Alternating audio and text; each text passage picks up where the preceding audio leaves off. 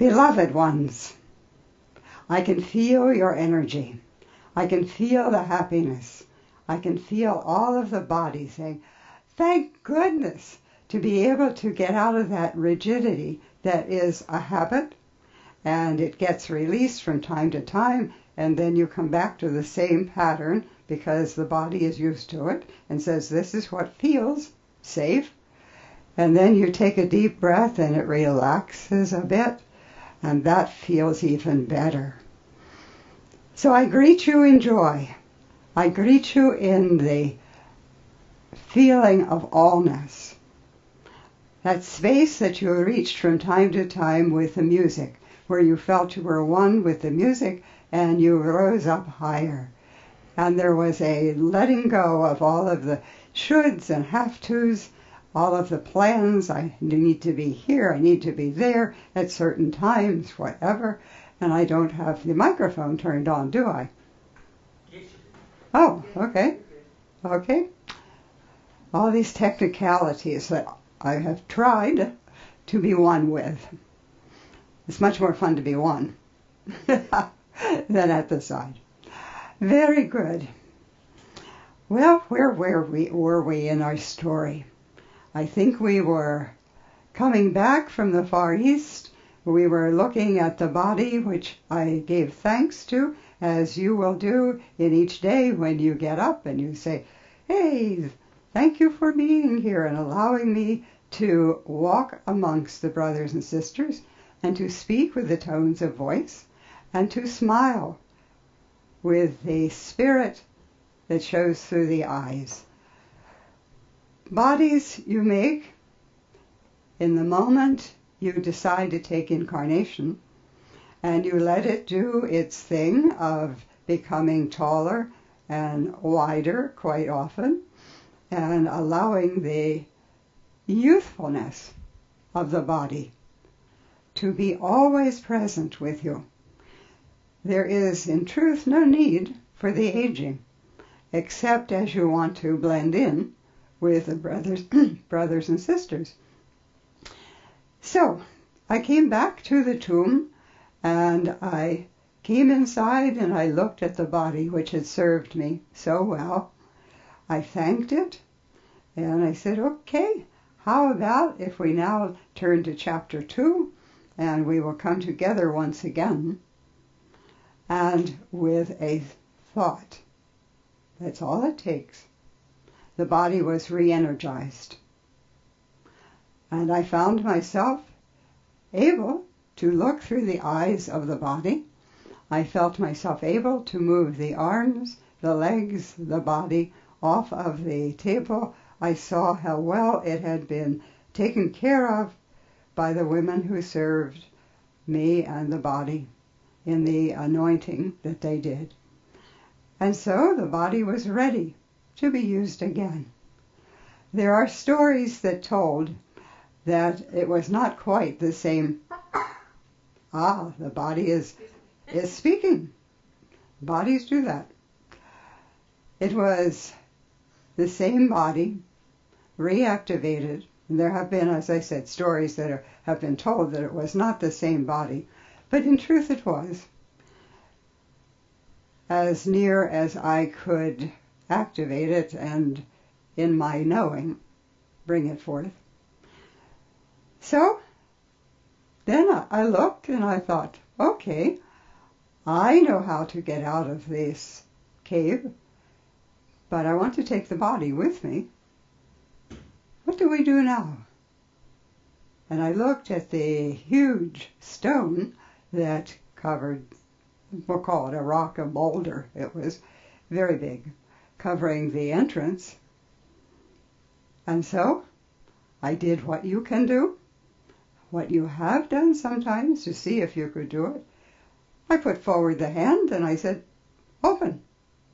And I felt the energy, because you think it first, you see it, and then it happens. You know that it's going to happen, and it does. That is how you walk forward or sideways or however. You have the thought, the idea, the visualization of how it's going to be, and as you were the small one, you were learning how to move the body around there's a memory. You go to the memory bank and you pull it forward. And so, energy, focused, to roll away, and it moved. Was I surprised? First time, yes, but not this time, because I had done it before. I had done quite a bit before that. The walking on water, this was fun, and yes, I had done that from the fishing ship, but I tried it first of all on the puddle of rainwater and felt how that was and how to walk above it, knowing that always the Spirit is in charge. And as you direct it as to what you want to have happen, it has to. Hear that well. It has to obey you. Same thing with the body. As you want to give it direction, you want to change something, this you can do if you feel that the body is too big. You visualize. And you can do this visualization as you decide not to eat so much, whatever. Or you can say, okay, I will eat a lot, and then I will run around the block several times and let the food stuff, the calories, burn themselves off, whatever. You have various techniques that you can use, but the bottom line is that you believe, that you know that the body is your servant. It has to be, as you are being master, and you have brought it forth out of your consciousness, therefore it has to behave. But there are some times when you want it to do something, and in the beginning especially, and you give it certain direction to do, and you're not quite sure it's going to happen, and the body says, she's not quite sure it's going to happen, and so nothing happens. You have to visualize, you have to know, you have to see it, and know that it's happening. And then it has to go forth. You are in charge of your reality every moment. So if you want to have energy for X, Y, and Z, just visualize, know that it's going to be there for you, trust that it's going to be there for you, and don't be too surprised when it happens. I have seen my beloved friend and teacher, the one you know as Judith, say, well, I'd really like X, Y, and Z, but I don't think it can happen. But I'll try. I'll give the command. See, nothing happened. Well, of course not, because there was not the follow-through of knowing that it's going to be. So, whatever you want to change, you are in control. You are master of your own destiny, moment by moment. And you have found this to be true, that you are happy when you are in the tones of the voice, the tones of the musical instrument, when you are at that place of feeling one with whatever you are doing, visualizing, and surprise of surprises, it comes forth. And you say, wow, hey, that was cool. I'm going to try that again sometime. And then you do. And after a while, you begin to know that it is going to happen. The first few times I tried walking on water, I walked on the puddle. Yes, the rain puddle that was left. And I got to the place where I knew I could do it. And I did walk on the top of the puddle, so that if I slipped a wee bit, it wasn't too wet. But after you do it once or twice and you know that you can do it, if you know that you can do it, if you know that you can do it, it happens. And then you say, wow, I didn't know I could do it. And then you fall down in the puddle. But okay, you are master. And when you claim your mastery, you know how that feels, then it has to follow. So, the stone was rolled away, and I could walk forward. And I walked to the entrance, and the sunshine felt so good upon the body that had been lying there cold and unactivated, if that's a word. And standing in the sunshine felt like home. It felt like oneness. I have seen you do this in this lifetime. Go and stand in the sunshine and say, this feels so good. I feel all together, which in that moment you are. Claiming your oneness. Then a woman came to tend the body. And I said to her, woman, what do you want to do? And she was most surprised to see the boulder that had been the large stone in front of the opening. And she said, what happened? And I said to her, Mary, do you not know me? Because she was not of the thinking that this could be. But when I spoke to her and she recognized the voice, she said, Master, you are alive. And I said, as you have often said, come, let us be together. When you feel in that space of love, when you want to know oneness, what is it that you often do? You reach out the arms and you say, come to me. The same as you do from time to time with a beloved pet. And they know. In fact, they're right there suggesting it to you. And you are taking some time, perhaps, to pick up the message. And then they want to be picked up. They want to be loved. Obviously. Obvious. And so you give to them. And your heart opens. Same as with Mary, who came at the tomb to tend the body. And I said, in essence, I've already tended to it. See? I am alive. And with that there was the exchange of love. You have a story in your holy book about my walking forth, because it had been, 3 days that I had not been activating the body. And I was, at the 33 years of living, I was still quite happy with the body. I was not at the point where I had let the body become a bit old and decrepit. But I felt vigorous. I felt alive. I felt once again the blood flow in the body, waking up all of the cells of the body. And so,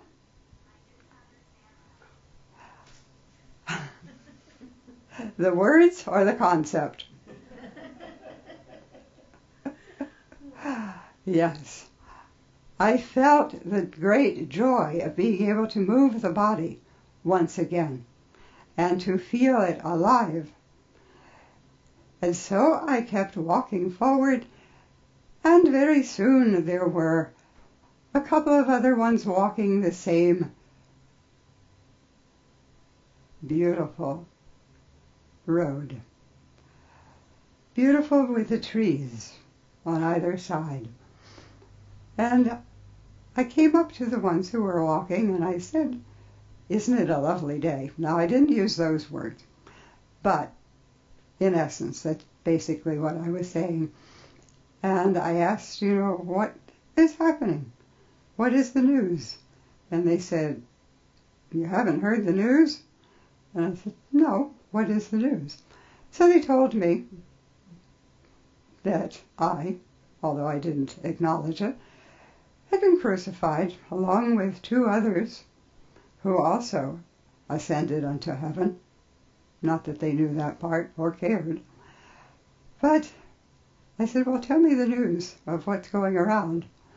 And they told me that one Jeshua, Ben Joseph, the one who was such a troublemaker because he talked of things that couldn't possibly be, and he suggested that if they did what was shared with them to do, that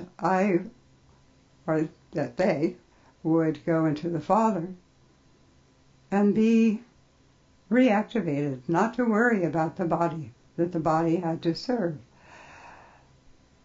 And so I looked at them and I said, "Do you not recognize me?" And they said, "Who are you?" And I shared with them that I had been. And they said, "Oh, that's a great story." They thought they would humor me. This one obviously had been drinking a bit, or some other reason. And then there was a feeling. Know you where there is that feeling of oneness, where you use the mind, but the mind is not quite versatile enough? And there was a knowing. And they knew. Their lives from that point forward were changed because they knew something miraculous could happen. They went forward and told others, and some believed and some didn't.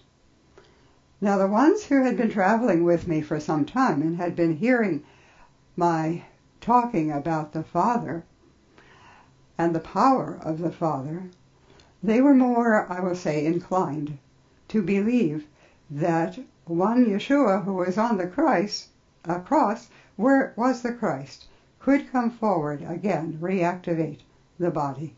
Because the Roman soldiers who took the body down from the cross, they had to testify, and did, that the body was deceased.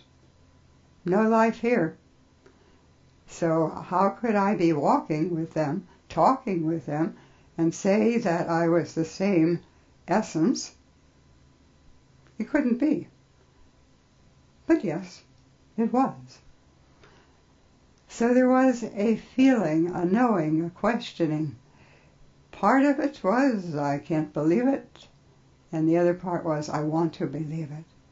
I want to know, as everyone in this day and time yet wants to believe that there is more than just this life, more than just this body, more than just this small essence, wants to come truly alive and say, I am the activating force of this body. I have said to you already in the time that I have spent with you that you create your own reality, moment by moment by moment. That which you believe, truly believe within you, is then brought forward as the truth of your being, because you are the Christ essence. Even if the body doesn't at first act that way, even if the friends and the experts say, well, it can't be. You are born a certain mass of cells in the body a certain way, and they grow bigger and bigger and until finally you're finished, and then that collection of cells is put either in the box or buried somewhere or perhaps burned to allow the essence to go forward to heaven. Well, you can be, and you are, in heaven all the time as you will acknowledge it, as you claim it, as you feel the joy of living. You are in heaven. At that moment, you are in love with someone. You are surrounded by friends. You have ideas that are uplifting, ideas that you want to see manifest and to demonstrate that, yes, I am the maker of my reality. And you are, even if you don't believe it, you are doing it all the time. So you might as well be happy about it, and might as well make it happy. I was truly, completely happy when I first experienced with the masters in the Far East how to leave the body and to acknowledge and know the reality of spirit apart from the body, and yet to leave the body breathing, circulating the nutrients through the blood, etc. Asleep, you will say, and then come back to it later. I had a most wondrous experience of knowing the truth of my being. Many ones in this day and time will make for themselves a reason, an illness of some sort, to slowly leave the body. And they do not believe that there could be a reactivation of the body at any moment. And yet, in every moment, you are declaring how the body is going to function. So therefore, as you will get in tune in the oneness with the body, you will speak to it, and it will speak to you, and you can go easily into what you call the next day, the forward of the future, as long as you want to. And ones are beginning to demonstrate this now. They may not know how it is done. They may not even really question, but you have friends, ones that you know and that you reach out and hug, and they are like over a century old, which used to be like 2 lifetimes in one. And now they are, well, they're doing fine, day by day by day by day, and now they are 101, 120, 135, etc. You have ones who are in your certain care places where they are doing very well, but the relatives have thought that they probably need care, and etc. That's where they are, but they're still doing fine. They're getting up in the morning, they're walking, they're talking, they're eating, digesting, whatever, and wondering to themselves, why am I still here? But hey, I'm enjoying activating the body. So why not? I enjoy the talking, conversation with other ones. They may be 2 decades younger than I am, but I'm enjoying looking through their eyes and remembering how it felt to be 2 decades younger. And I feel okay. I think I'll go swimming. And they do. And your medical people would look at them and say, well, the swimming is good exercise, and that's what's keeping them alive. Well, it is here and here that is keeping them alive, because they truly know that they are in love with life. So they keep on keeping on. There are ones of your friends who wake up in the morning and they say, either in words or in thought, what new thing am I going to discover today? And as long as they are bouncing around and being happy, they're going to discover that, hey, I may be 110, but I'm still enjoying. And hey, by the way, I'm not going to tell the body that we're past the expiration date. Nah. 1 more day. 1 more week. 1 more year. I'll deal with that later. And so, on they go, having fun. The key to it is enjoying, being in joy with it, yes. I have my assistant here. She knows, as you do, the secret of life. It is to enjoy. Very good. Be very much alive, yes. Exactly. To live each day in joy, in appreciation, in song. That allows your heart to open with the tones of the voice, with the playing on the certain keys, as they call them, to be uplifted and to share it with others, who then feed it back to you, because you can see them moving and enjoying and sometimes mouthing the words in oneness. That is the secret. Knowing that truly the body is of your making, your reality is of your making. So if you have something with the body that is not exactly easy.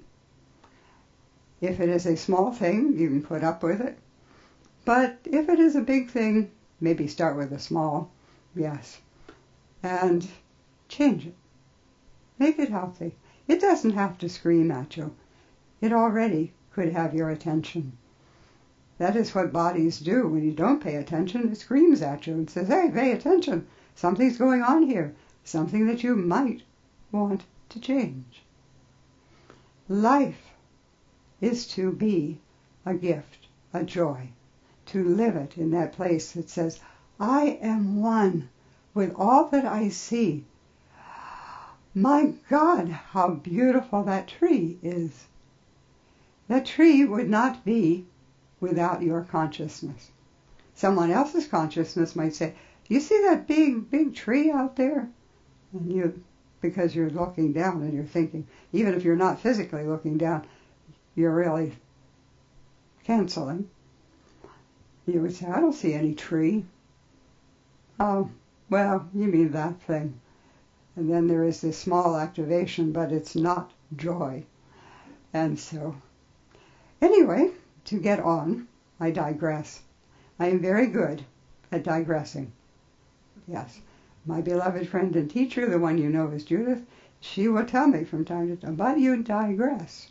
And I say, but it is more wealthy that way, more treasure.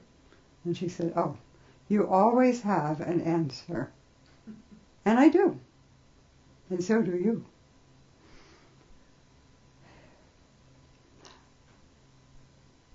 There was, after that, a desire, after I walked with the two friends, and they are. There was a desire to meet with the rest of the disciples and to return to the upper room where we had celebrated such a feast the days before. And so I found a disciple and I said, I desire to break bread with you. I desire to be in the company of friends. And so I went and I walked into the room where the disciples were meeting, and there was a feeling very perplexed. How can this be? Because you see, the mind was working, and yet the feeling was, this is Jeshua. I don't know how it can be, but he was always doing miracles, so maybe it could be.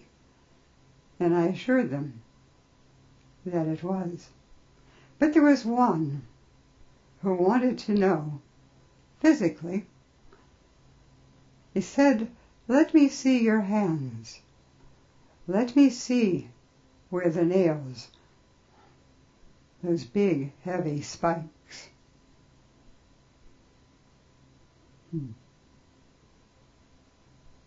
My hands were bigger. This, well, again, I digress, but this would not hold a spike. It's not, but anyway, not necessary. So I showed him my hands, and he could feel the indentation where the heavy spike had been. And he believed, because there was proof. Okay. And I said to the other ones, happy are you, blessed are you, because you believed without having to see the evidence of it.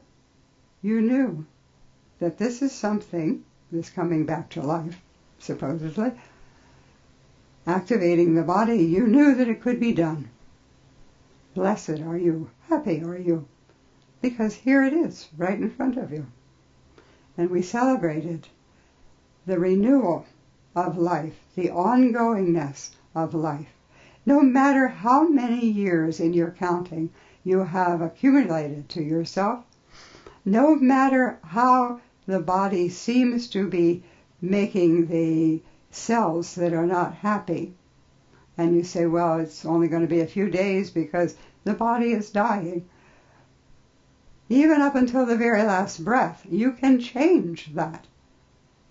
Hear that well, because at some point in time in this lifetime, you are going to be told by an expert that your days are numbered.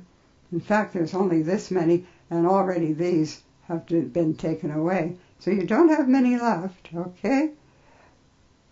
And if you buy that as truth, you will pay and be extinguished. But the good news is you'll come back again, because you cannot truly extinguish life.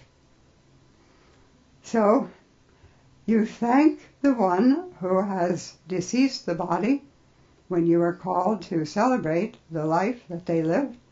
You thank the body for doing what it did. You speak to the body and say how well it has done. And then you say, see you later.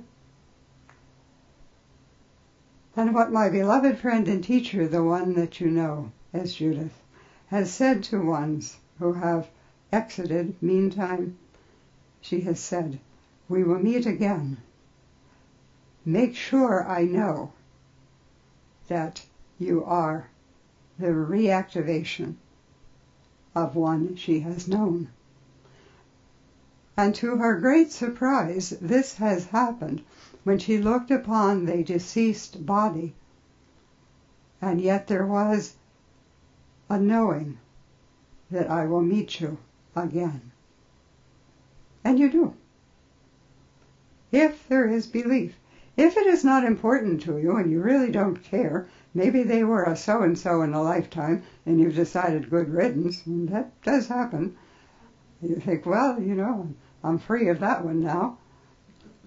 So you don't want to meet up with them again unless there is a change. You can meet up with another one and you'll say, that even that little one that's bebopping around here doing X, Y, and Z reminds me of great uncle so-and-so. And you have felt that, haven't you? There is an essence about them that you say, there's something familiar there. And there is. Because that one has decided, even at the very small size, that they will come back and experience for the joy of it, for the fun of being alive. Okay, now we can move into another chapter. And the other chapter is ones will reactivate a body of some sort, if they desire to. But it does not mean that they are going to do it on Holy Mother Earth. There is a good chance that they will, because it is familiar, and because the friends perhaps are still here. But some will opt to be a different form, a different life form, on a different body, or in another body. So it may take what you would see from this vantage point several lifetimes before you meet up again. And by that time your thinking probably has changed, and it doesn't really matter, except that you feel a familiarity.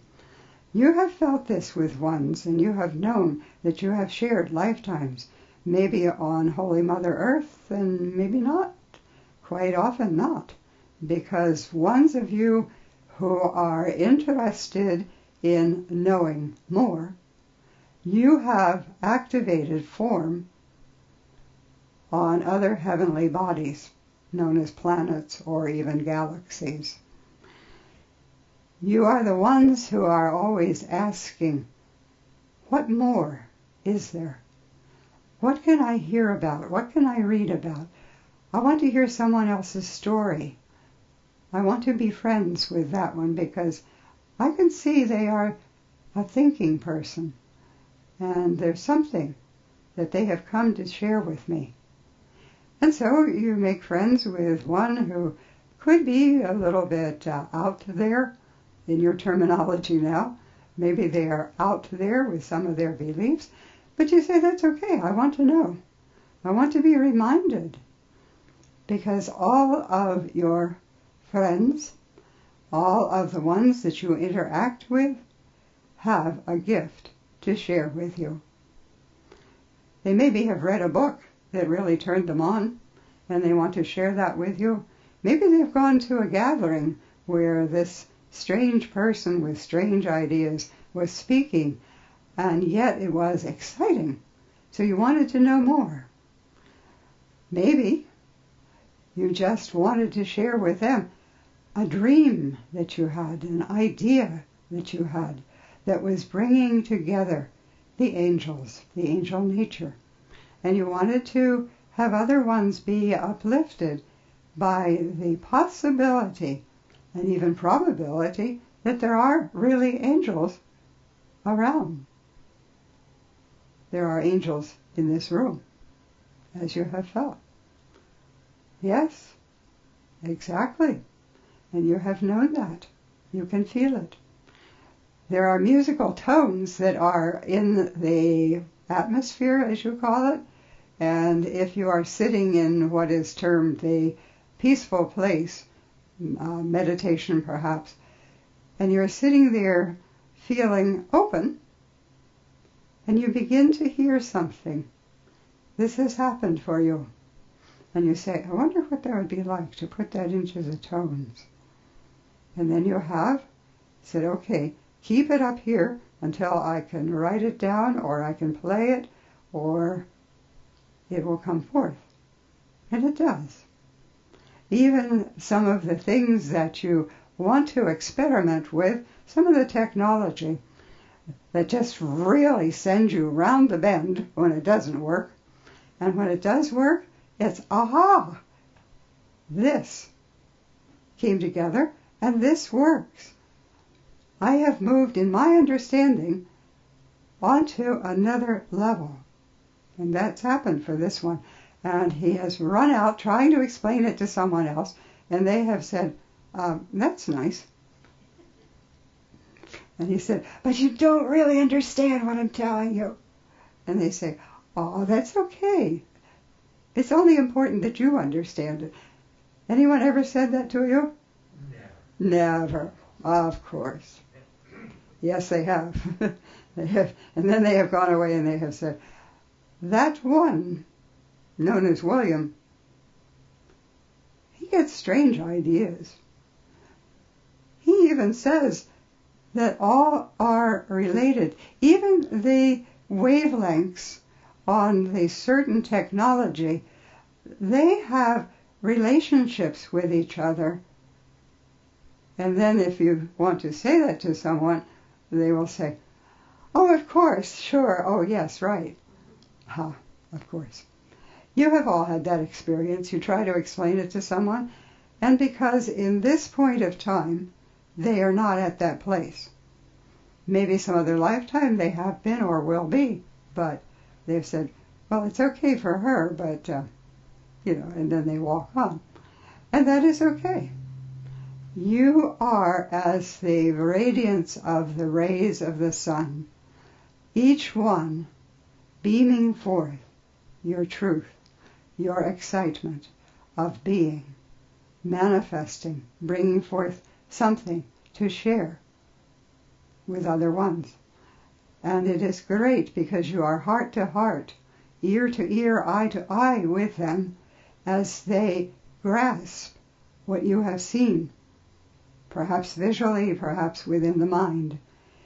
And there is a certain upliftment that happens when you meet someone else who, quote, speaks my language and understands what I'm trying to say. It was the same in my day and time. There were ones of the great multitudes who caught what I was trying to put into the words. And you do the same thing in this day and time. You will use words as far as they can convey the idea, and then you try to send it, hoping that the other one's going to be receptive to it. And maybe they will be, or maybe it'll be another lifetime before. But it is a gift, and you give it freely. And sometimes they take it. I know that feeling. And sometimes they don't. I know that feeling. Okay. Or sometimes, as they have said at a certain level, perhaps not spoken in words. I will come to that later, Jeshua. Not right now. I have a different point of focus that I'm doing. And that is okay too. You give your gift.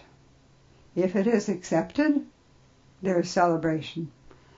But if it is not, you say, okay, later, sometime.